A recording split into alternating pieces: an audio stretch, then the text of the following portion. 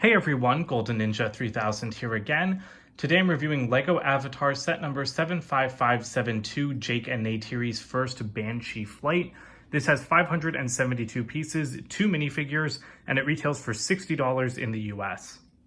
To me, this is probably the best new Avatar set to buy because you get the main characters and you get an awesome display piece with 2 great creature builds.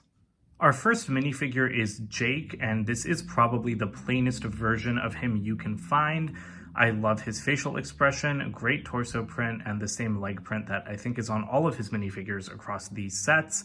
But yeah, there's no fancy outfit he's wearing, there's no face paint or anything on him. He does have a brand new hair mold, and that is a new head mold as well. The longer limbs return from Woody in the Toy Story theme from 2010, although they are slightly updated molds, I think. The tail isn't a new piece either, but it's still pretty nice.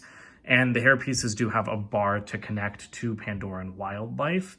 And as you can see, he has a spear. Neytiri is wielding the exact same one. It is much longer than a regular minifigure spear because the Na'vi are so big, but it is a pretty nice build.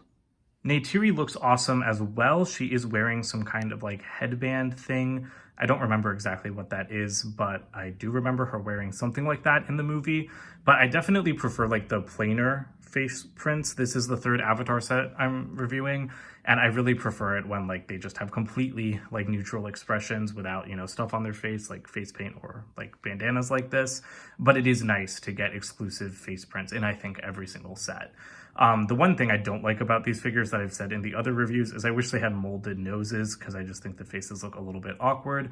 But Neytiri is pretty cool. She does have some back printing with the same kind of metallic printing, and she does have a different hairpiece than Jake. So here is the set in its kind of displayable format. Everything that you get in the set can be displayed like this. There's even clips for these guys' weapons on the Banshees, which is something I really appreciate. And honestly, it's a pretty small, little display base, but it does hold these figures quite well. This Banshee is permanently at an angle, so I'm just going to give you guys a quick overview of this. And then, of course, we will take a separate look at everything. I just wanted to show it to you guys like this first, because this is my favorite part of the Avatar sets, is being able to display everything like this. They are toys, but they are also amazing display pieces for adult collectors like myself. So you can just pull the Banshees off these little stumps, and then you can remove these attachment pieces so that they can sit flat on the ground, and both of them connect in the exact same way, and they both have those same connector pieces. So with the Banshees out of the way, you can see the floating mountains diorama a little bit better. And I really love how every Avatar set includes some Pandoran fauna like this. That also doubles as display stands. Like I said, I really like that. So you've got some purple leaves, which are kind of the most color in here. There are some glow-in-the-dark carrot pieces, which are really awesome. We'll take a look at how those glow in a second. But my favorite feature has to be the floating rocks and the little waterfall falling down. These are this is a newer Super Mario piece. It's similar to the trans clear supports that we've gotten before from Lego Technic, but they're slightly different. And I like that this is water, so it still makes it look like the mountains are floating, but it also just gives you a little waterfall that goes through snow, I guess, right there, which looks pretty nice to me. And I really like these glow-in-the-dark cucumber pieces because I feel like they would be perfect to use underwater. Glow-in-the-dark carrot pieces, because I feel like they would be perfect to use underwater as sea cucumbers. That's where the cucumber came from. And then at the back, you can kind of see that the supports that these guys are rigged up on, and these are the supports for the Banshees right here and right here. And you can adjust some of the flowers and stuff a little bit, and you can move this a little as well. Sorry, not up and down, but side to side. And so again, I don't think that's super intentional, but it just lets you have a few more display options. The carrot pieces are the only glow-in-the-dark bits in this set, so unfortunately you don't have flowers like in the other sets, but I've got my UV flashlight here. So let's charge those up, and then let's turn off my studio lights. And there is the glow. I've got a little light on in the background so it's not completely dark. But those pieces glow really well because they're so large. They are much bigger than the other singular glow-in-the-dark pieces in other sets, and that is just a magnificent look. We'll take a look at Neytiri's Banshee first. These guys are built in exactly the same way with pretty simple but still detailed bodies. You've got vinyl wings, and then you have brand new molds for the heads. So let's go ahead and start there. I love it when Lego molds heads for creatures, and I think that these look pretty perfect. You can just snap the jaw shut, and you can open it like a little bit. It won't stay like that, but you can just start to get a hint of their teeth before you open it all the way. And honestly, I think the worst part of this build is, well, actually, we'll get to that in a second. The real worst part of the build, you'll see in a second. But like the most like out of place thing is just that this piece is in light gray, which is a pretty minor thing. So overall, this thing is really cool. These are the pieces that attach to the Navi's hair. So I will grab Neytiri. And like I said, there are clips to store weapons. So you can just slap that on right there, which I really, really appreciate that. Actually, should be kind of the other way, shouldn't it? I really appreciate that because I really like it when Lego includes weapon storage. So you can just seat them right here. They clip into those two studs, and then you can kind of bend them forward to look like they're like grabbing onto their necks. And then you just put this bar piece into that, and then there you go. You've got them communing with the wildlife or whatever. This one can kind of get in the way a little bit, but if you just put it into their hands, it can kind of be managed. But yeah, that's my least favorite part about connecting the minifigures to the animals, is just that there's always like one antenna that gets left in the way. There are some studs at the back of the figure, so you could have a second Navi ride on the back if you really wanted to. And these vinyl wings look amazing. If you saw my Torek, Makto, and Tree of Souls review, you guys know I didn't really love the vinyl on the big Banshee. But on the smaller ones, I think it looks pretty good. Like, this design could not be replicated through brick building. And so Lego could have done cloth, but by going vinyl, you do get that kind of like glossy appearance that just matches better with the bricks. And the problems on the larger one, like with the vinyl drooping and stuff like that and bending, you don't really have those issues here. So you've got like 4 wings, like too big, too small, and you can just like lift these up, and then the smaller parts lift up with them. And again, for going down. And like, yeah, they can start to crease each other a little bit if you're not moving them properly. Like, sorry, did not realize that it was a little bit off camera, but like that, that can start to create problems. But as long as you're just moving them like in accordance with each other, you're not going to have any issues. And it looks beautiful. It looks very majestic. I'm like super happy with how the vinyl works on these. And that's coming from someone that usually prefers cloth to vinyl. The tail is made just using some common kind of like dinosaur and like other animal like tail pieces. And then you've got like this kind of barbed end, which is brick built and looks great. And then the sides of the thing, I mean, you can like barely see it, but the sides are pretty well finished off, like with tiles. My only big issue with these things is that they have no legs.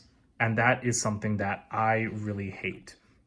And that is the spot where you attach the piece to clip into the display base. And that works out well. But I mean, where are their freaking legs? Like, these things had legs in the movie. When this set was revealed, and because at that point I hadn't seen the movie in 10 years, I was like, did they not have legs in the movie? But they do. So I think it's very awkward that Lego didn't include them. Like, they still look good when they're on display, but like, these things are supposed to have legs. I don't think it would have been that hard to put legs on them. So to me, it's just kind of awkward that when they're on the ground, they're just sitting like that. Jake's Banshee is the exact same build as Neytiri's, as I said, but slightly different head printing. Actually, no, it's the exact same printing design, just different colors. Although I guess like the eyes look a little bit meaner. But yeah, this thing, like, I really like the colors on this. I can't decide which one I like more because the teal and yellow is pretty nice. But with the blue on this thing, it's just like the blue and white. It's really gorgeous. It like makes me think of ice themed things, and I love ice themed things. And the light gray does not stand out as much on this one as it did on the other one. Same exact tail build, which can be, you know, like posed around. I didn't really show that on the last one. Same exact wing build, very similar designs, but the prints are slightly different. And I do kind of like that swirling look. And I did forget to mention, but they do have like these little claws on the ends of the wings.